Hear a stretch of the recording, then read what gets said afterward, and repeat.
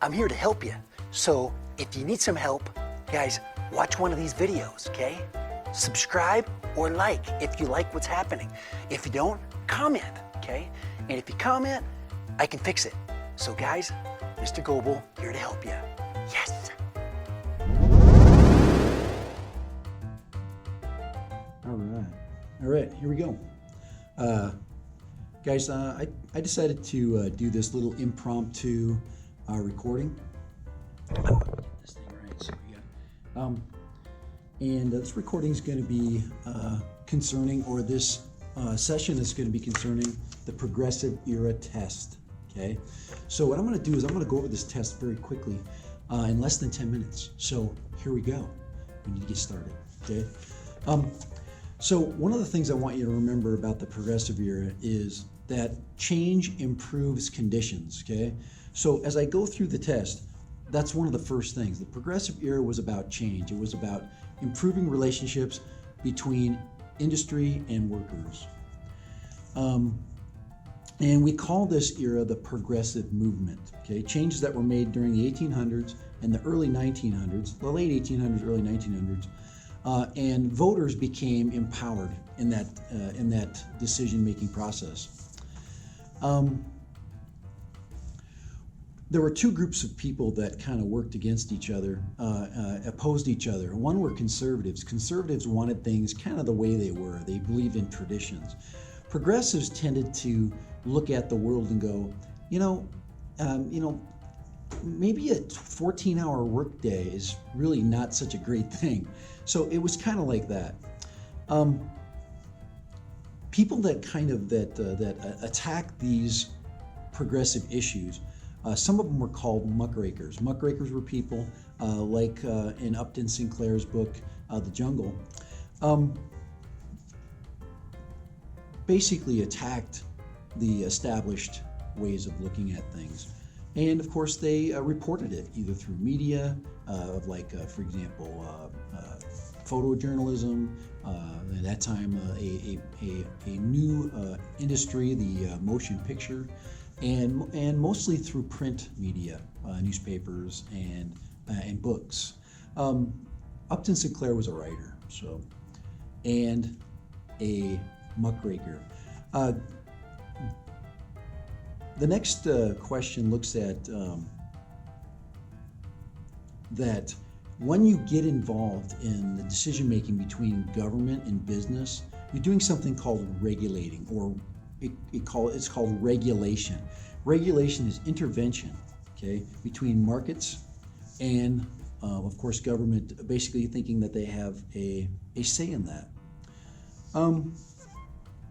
So I'm looking through and I'm looking at, of course, the Chicago meat industry, which we focused on in one of our class periods. That was Upton Sinclair's book, The Jungle. And of course, he looked to expose people that he believed were making people sick, quite literally. The president that we focused on, of course, Teddy Roosevelt, considered a progressive president. He ran as a Republican, but quite really, he wasn't a Republican. Remember, he had some conflicting views. He lived in a world that was very wealthy, and of course, he looked at the world that people that were less wealthy than him, and he saw inequities. Okay, so Theodore Roosevelt, and he served until 1919 when he died of a heart attack. But he actually tried to come back. He tried to oppose the person that he places in office to replace him, William Howard Taft. Taft was not a progressive. He was a true conservative, and he wanted. And Taft, well, it's argued that he was a true conservative, but Taft really was out to become a Supreme Court justice. The presidency was just a stepping stone to that end. But he did continue a lot of reforms under Roosevelt. One being finishing a lot of the antitrust lawsuits, specifically the one against Standard Oil is one he finished. The curriculum talked about settlement houses, kind of a halfway houses that provided services for people that were coming from the old world, coming to the new world from Europe, and settlement houses were places where people could transition. We also looked at this idea from a progressive standpoint of suffrage. Suffrage is simply voting, and we looked specifically at women's suffrage. There was no group in America that was more discriminated against than women.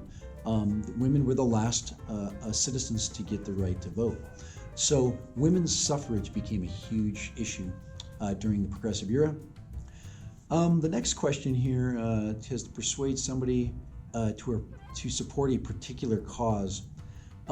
You start getting into the idea that there were people that professionally would side with one cause or another. Those people are called lobbyists, and they would go and they would talk with government officials, senators, and representatives, and continually feed them with material that they believe that their constituents, the voters that voted for that side with that lobby, for example, the NRA has a lobby, even groups that are pro-green have lobbies. Lobbies are basically groups of people that have similar interests, and a lobbyist fights for that interest. Looking down at the progressive reforms under Roosevelt, he called his reform plan a square deal. He believed in fairness, not necessarily to the point where everybody was equal, but that everybody has an equal shot to gain the American dream. But he didn't believe that poor people should suddenly become rich. That was not the case. Progressives at this time just believed that if you didn't fix the problems of inequality in America, there would be a revolution, that the lower classes would get sick of it. So that's what he looked at. He looked at for a square deal. His cousin later would do something called the New Deal. That would be Franklin Delano Roosevelt. Teddy Roosevelt was about a square deal. Roosevelt was kind of built up and during a couple of events. One was the Spanish-American War. The other one was his service to the country as Assistant Secretary of the Navy. So he was very involved in issues that kept America strong. His big stick policy. Let's see here. We looked at the idea of how Roosevelt becomes president. He is not elected initially. He becomes president because of the death of William McKinley, who was assassinated. 8 days later, after his assassination attempt, McKinley succumbs to his wounds. He dies, and at age 42, Roosevelt becomes president of the United States, the youngest. The result of the Triangle Fire. Now, we talked about a progressive event. Probably nothing was more powerful than the Triangle Shirtwaist Fire. The Triangle Shirtwaist Fire represented the needs of America at that time. That women, especially migrant women, were being taken advantage of in sweatshops. That wages were extremely low. Labor days were extremely long. For example, 14 hours. People were making at the shirtwaist factory at least $2 a day, which calculated out to, I figured, about 19 cents an hour, something like that. If you're working a 60-hour day. The other issues were workplace safety and also a readiness. New York as a city being prepared to combat a large industrial fire. So the Triangle Fire Girls worked in what they call the garment industry. They were seamstresses. They worked as employees of something called the shirtwaist factory. Shirtwaists were just very, very intricate, beautiful blouses. So you can look at it that way. This question revolves. Teddy Roosevelt believed that if you have a big business, you need an equally strong big government to balance it out. So with big business and powerful business needs to also be equally powerful government to balance it. So a balance kind of effect.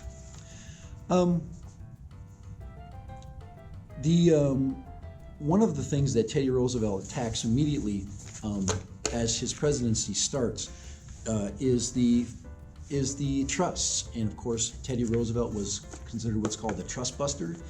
Trusts were groups of companies that function together, usually under one ownership. But each company individually would compete normally for resources and compete for transportation and compete for manufacturing,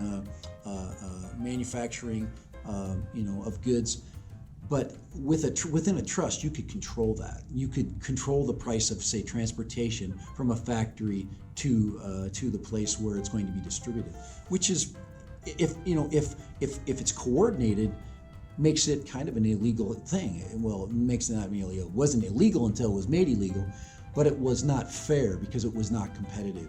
And quite literally, if you owned an entire industry, you could adjust the prices to whatever you want. So the progressive era, guys, challenged American views on what was right and what was wrong.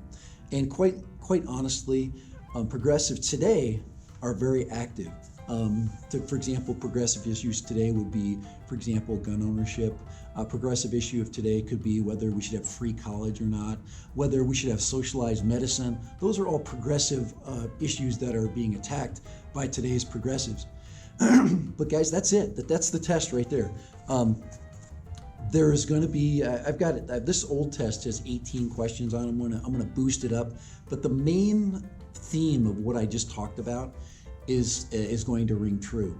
So if you've watched today, if you have listened to message with this short video, you should do awesome on the test. Guys, never ever take a test and not be prepared. So get on Quizlet, get onto my website, check out the flashcards, and guys, you're going to do fine. Okay, guys, my class is easy.